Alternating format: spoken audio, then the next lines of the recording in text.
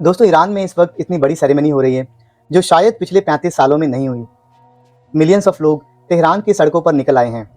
वजह है ईरान के supreme leader ayatollah Ali Khamenei का स्टेट फ्यूनरल। लेकिन सबसे इंटरेस्टिंग बात यह है कि ये फ्यूनरल उनकी डेथ के लगभग 4 महीने बाद हो रहा है। आखिर क्यों? चलिए समझते हैं पूरी स्टोरी स्टेप बाय स्टेप। तो सबसे पहले बात करते हैं कि खामेनी की डेथ कब हुई थी। 28 फरवरी 2026 को यूएस और इजराइल के जॉइंट एयर स्ट्राइक्स में खामेनी की डेथ हो गई थी। ये अटैक उस वॉर का पहला ही दिन था, मतलब वॉर की शुरुआत ही इस स्ट्राइक से हुई थी। उस वक्त उनकी एज लगभग 86 साल थी। सिर्फ खामेनी ही नहीं, उनकी काफ़ी फैमिली मेम्बर्स भी इस अटैक में मारे गए थे, जिसमें शामिल थी उनकी बेटी, उनके दामाद, बहू और एक छोटा ग्रैंड चाइल्ड भी। जिस कंपाउंड में वो अपने स्पीचेस देते थे वो भी इस स्ट्राइक में कम्प्लीटली डिस्ट्रॉय हो गया। अब सबसे बड़ा सवाल, जब डेथ फरवरी में हुई थी तो फ्यूनरल जुलाई में क्यों हो रहा है? इतना गैप क्यों आया? एक्चुअली फ्यूनरल पहले मार्च में ही शेड्यूल था, लेकिन वॉर चलती रही और सिक्योरिटी सिचुएशन इतनी टेंस थी कि फ्यूनरल को पोस्टपोन करना पड़ा। ईरान और यूएस के बीच जो पीस टॉक्स भी चल रही थी उनको भी फ्यूनरल से पहले पॉज कर दिया गया। फाइनली फ्यूनरल सेरेमनीज 4 जुलाई 2026 से स्टार्ट हुई और ये डेट भी बिल्कुल रैंडम नहीं थी। 4 जुलाई यूएस का इंडिपेंडेंस डे होता है और उसी दिन ईरान ने अपने सुप्रीम लीडर का फ्यूनरल स्टार्ट किया, जो एक क्लियर सिंबॉलिक मैसेज भी था। और ये फ्यूनरल एक दिन का नहीं है, लगभग 6 दिन चलेगा। अलग अलग शहरों में सेरेमनीज होनी है और लास्ट में उनका जो बरियल है वो मशाहत शहर में होना है, जहां खामेनी पैदा हुए थे। और अब बात करते हैं कि इस फ्यूनरल में कौन कौन शामिल हो रहा है। एस्टिमेट्स की माने तो 30 से 35 मिलियन लोग इस फ्यूनरल में अटेंड कर सकते हैं, जो ईरान की हिस्ट्री का सबसे बड़ा गैदरिंग भी माना जा रहा है। रफली 30 कंट्रीज के ऑफिशियल डेलीगेशंस इनके फ्यूनरल में आने वाले हैं। रशिया से दिमित्री मेडवेडेव खुद तेहरान पहुंचे और उन्होंने कंडोलेंसेस दिए। पाकिस्तान के प्राइम मिनिस्टर शहबाज शरीफ भी अटेंड कर रहे हैं उनका फ्यूनरल। अफगानिस्तान की तालिबान गवर्नमेंट का रिप्रेजेंटेटिव भी उनके फ्यूनरल में शामिल हो रहे हैं।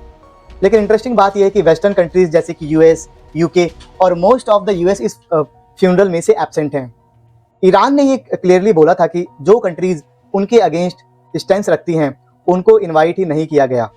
एक और चीज़ जो सबको क्यूरियस कर रही है कि खामेनी के बेटे मुस्तफ़ा खामेनी, जो अब नए सुप्रीम लीडर बन चुके हैं, उनका खुद इस फ्यूनरल में अटेंड करना कंफर्म नहीं है। सिक्योरिटी रीजंस की वजह से जो वो पब्लिक में अपीयर ही नहीं हो रहे थे स्ट्राइक्स के बाद से। अब एक और बहुत ही सेंसिटिव टॉपिक, जब डिप्लोमेसी की जगह थ्रेट्स ने ले ली है।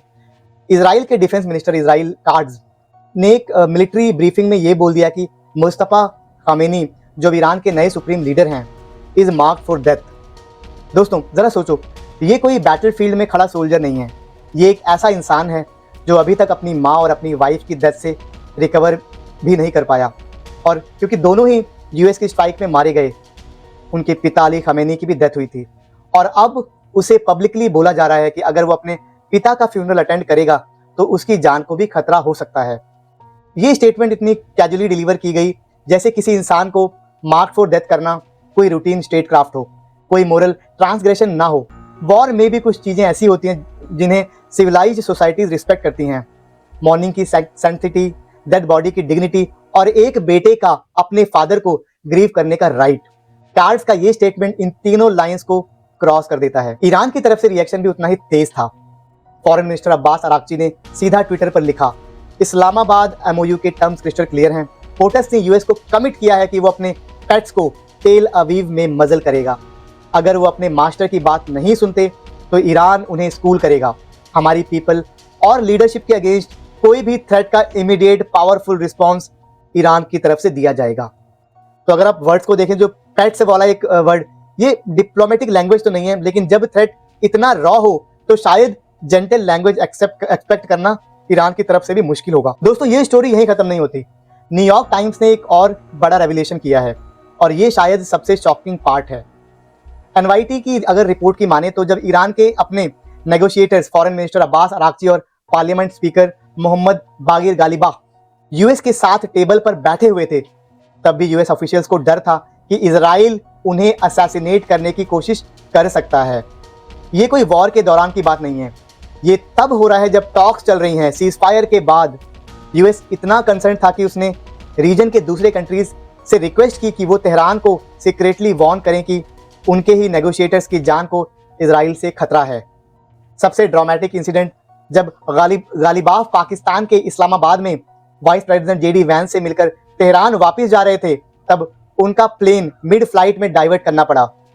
ईरान की सिक्योरिटी फोर्सेस को इंटेलिजेंस मिली थी कि 2 इजरायली फाइटर जेट्स इराक के थ्रू ईरान के एयर स्पेस में एंटर कर चुके थे, पॉसिबली उनका प्लेन इंटरसेप्ट करने के लिए। प्लेन को इमरजेंसी लैंडिंग करनी पड़ी और पूरी डेलीगेशन लगभग 70 लोग को वहां से 8 घंटे का लैंड रूट लेकर तेहरान वापस जाना पड़ा। सवाल ये उठता है, जो लोग पीस बनाने के लिए भेजे गए थे, उन्हीं को टारगेट करने की कोशिश क्यों हुई?